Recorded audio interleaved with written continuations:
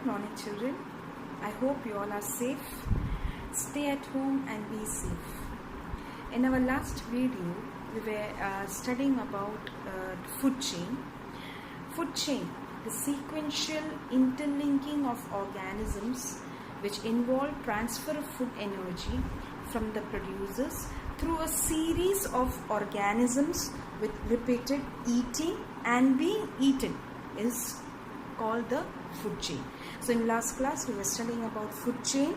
All in an ecosystem, all living organisms, they are linked in a systematic chain with respect to the mode of their feeding habits.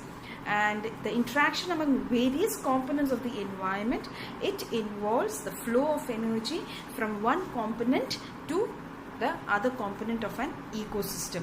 And we also studied about the different trophic levels, the distinct sequential steps in the food chain where transfer of energy occurs is known as the trophic level. So here all the food chains have got different trophic levels, and we also studied about the characteristics of food chain.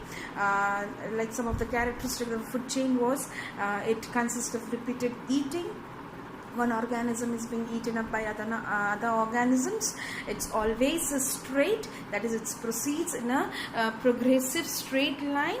There is a unidirectional flow of energy, that is, from the sun it is the energy passes on to the producers and subsequently to the series of different types of consumers. And usually there are only 3 to 4 trophic levels, or maximum it can be 5 trophic level. The reason also we saw is because of the 10% energy flow, that is, at each trophic level, these organisms, almost 80 to 90% of the energy what they get it from the previous trophic level, they utilize it for its metabolic purposes, and some of the energy is being lost in the form of heat, and only 10% of energy is being transferred to the next level. So the flow of energy keeps on the level of the energy, okay, it keeps on decreasing from one trophic level to the next trophic level. So that limits the trophic level up to 4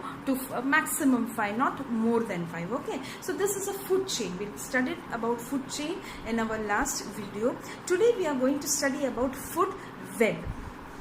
So food web, it is the interconnected food chains operating in an ecosystem which establish a network of relationships between various species is called a food web. Food web is a network of a food chain which become interconnected at various trophic levels. It becomes interconnected so as to form a number of feeding connections among different organisms of a biotic community. So here you can see they form connections. There's an interconnection among different food chains. One organism in one food chain can be at the second trophic level. At the same time, in the next food chain to which it is being interconnected, it can be at the third trophic level. So there is a connection between different food chains, and this you call it as a food web. So here you can say here the food web, it has got many advantages. There are advantages of this food web.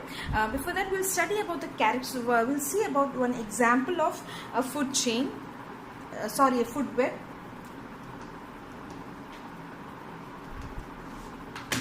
Here you can see a food web. So here you can see it starts with the food chain always starts with producers, and the plants are the producers. So here you can see a plant can be taken in by a mouse, it can be taken by a rat, it can be taken by goat. The producer, the plant can be taken by all 3 organisms. Same way, if you look on to a rabbit, the rabbit can be taken by a wild cat. Okay, a rabbit can be also taken by a jackal. Okay, so here you can see there's an interconnection. So in this entire food web, you will find many food chains in it. One of the food chain is a plant to mouse to snake to cat. The next is a plant to rabbit to wildcat to lion, a plant to goat to jackal to lion, a plant to goat to directly lion. As I said, different food chains are at different, they have got different length. Okay, so here you can see all these food chains, they are interconnected. This forms the food web.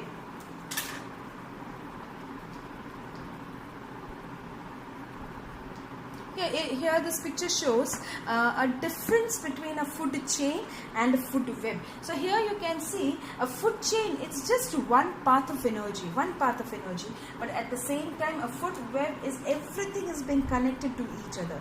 Okay, so that's the difference between a food chain and a food web. Food chain has only one pathway. At the same time, a food web is just an interconnections of different food chain. It's everything is being interlinked to each other.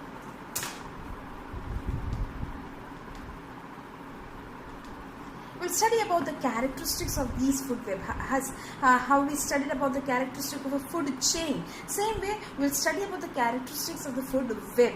First of the characteristic of a food web is that food webs are never straight, as they are formed by interlinking of food chains. They are interlinking, they are interconnected to, the food chains are interconnected to each other. So here you can see they are never straight. Okay, they are always, they have got different pathways which are being connected to each other.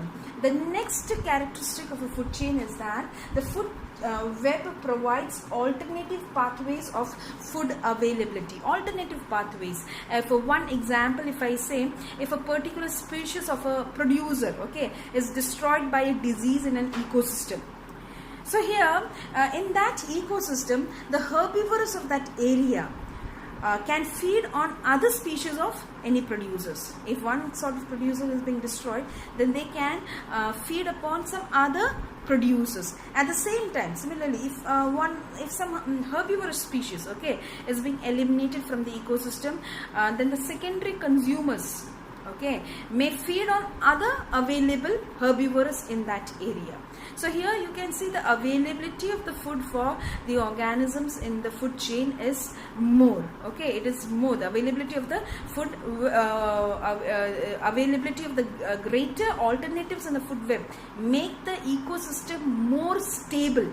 Okay, so here you can see if a particular species is destroyed, the predator can feed on an alternative species, and food webs increase ecosystem stability. So here, because it is getting an alternative way of getting its energy, it is making, instead of destroying the entire ecosystem, it is making the ecosystem stable. Okay, and also it helps in the ecosystem development. So here, the availability of the greater alternatives of food, that makes the ecosystem more stable. Okay, but at the same time, when I was teaching you about an artificial ecosystem, see, artificial ecosystem is never stable. The reason is because in an artificial ecosystem, the availability of the food becomes less. Okay, because in those artificial ecosystem, it is something which is being made by the man. Okay, it's a man-made ecosystem.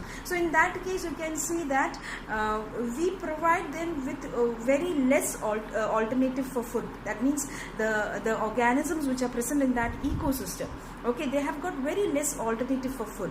If any one of the organism in an trophic level is being affected, then the organism of the next trophic level, okay, it gets widely disturbed because of the elimination of any of the organism from any of the trophic level. Okay, so here that is the natural ecosystem is much more stable than an artificial ecosystem. Okay, this you have to remember. The reason is because in a natural ecosystem, all the food chains are being interlinked to each other, forming the food web. Okay, so that increases the stability of the ecosystem, as well as it helps for the ecosystem to develop. Okay, and keep on increasing with the number of organisms in that ecosystem.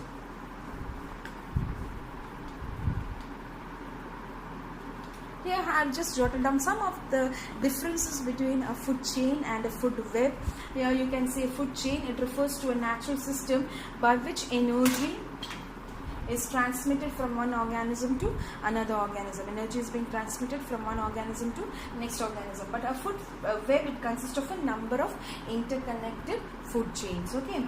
Next, a member of higher trophic level feed upon a single type of organism. As I said, it's only one pathway. So here, the higher trophic level will have the choice of having only one type of organisms. Okay. At the same time, the member of higher trophic level feed upon many organisms. They have got wide alternative. They have the availability of the food is more. So okay, so they can feed upon more than one organisms. Okay, it does not have any effect on improving the adaptability and competitiveness of an organism. So if an organism is there in an ecosystem, if only one type of food chain exists, then that organism to adapt in that particular ecosystem, okay, that is very less. The reason is because any type of disturbance can disturb the entire food chain. Okay, at the same time, the food webs improves the adaptability and competitiveness of an organism. It can improve, it can help an organism to adapt in that particular ecosystem. Okay, so here you can see some one example I've given: carrot being taken by a rabbit taken by a snake, and snake taken by an eagle. But at the same time, here in case of a food web, you can see an hawk might also eat a mouse, a squirrel, a frog, or some other animal. So here the choice for an hawk, it is like more than one organism it has got as a choice to have as its food. Okay, so here that is the difference between a food chain and a food web. We will come to the next topic of this chapter, that is biological magnification. Here you can see when we were learning about the food chain, we saw that when the energy, the flow of energy takes place from one trophic level to the next trophic level, the amount of the energy keeps on decreasing. Okay, the amount of energy keeps on decreasing. But here you can see what happens in biological magnification is the opposite thing. Here, if any of the harmful non-biodegradable substance, if they enter into a food chain, then that particular substance, when it is being transferred to the next trophic level, the concentration of that substance increases rather than decreasing like an energy. Okay, it keeps on increasing. So phenomenon that involves the progressive increase in concentration of a harmful non-biodegradable chemicals at different trophic level in a food chain, we call it as biomagnification or biological magnification. It is defined as an increase in the concentration of some harmful substances at trophic levels. Sometimes some harmful chemicals may enter into the food chain. Okay, so it is very surprising to note that at each step the concentration of it does not decrease like energy, rather it keeps on increasing at each level, and the maximum sufferer is the last organism. The maximum sufferer is the last organism. If I just explain you with the help of one example, if suppose we use many types of fertilizers and pesticides in our agricultural fields. Okay, so due to some reasons, what happens is these excess harmful chemicals, they either wash down, okay, and they go down into the soil, or they come and they mix up with the water bodies. Okay, so from the soil, these harmful chemicals, they are being absorbed by the plants along with the water and the minerals, and these chemicals, they are non-biodegradable. They are non-biodegradable. So they keep on accumulating progressively at each trophic level. So here I'll just show you one example.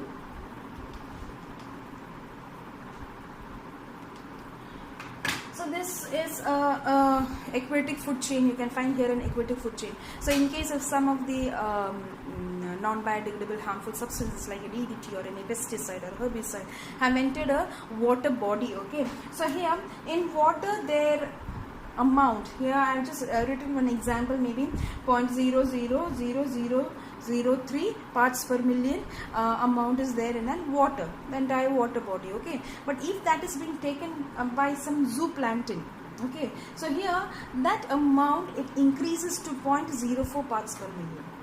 Okay, and same with the zooplankton, when they are being consumed by any small fish, the amount of that pesticide or harmful chemical, they increase to 0.5 parts per million. At the same time, the small fish, when they are being consumed by a large fish, you can see it from 0.5 it becomes 2 parts per million. Okay, and this small fish is being consumed by any fish eating birds. They are being preyed upon fish eating birds. From 2 parts per million it becomes to 25 parts per million. So here you can see this is known as biomagnification or biological magnification. That is any of the harmful chemical non-biodegradable substances entering the food chain at any trophic level. Okay, so here instead of decreasing like energy from one trophic level to next trophic level, here their concentration they keeps on increasing. It increases from one trophic level to the next trophic level. So here as a result of this biomagnification, here varying amount of pesticide residues are present in this food grains, okay, like the wheat and the rice, vegetables, fruits, okay, even some of the fish or the milk products, okay. And when consumed continuously, the concentration of such non-biodegradable substances, it increases in our bodies and it affects our health and also cause diseases, okay. So biological magnification, here because of that we are affected, we face many types of diseases, okay. So here in next video we will be studying about the environmental problems. Thank you.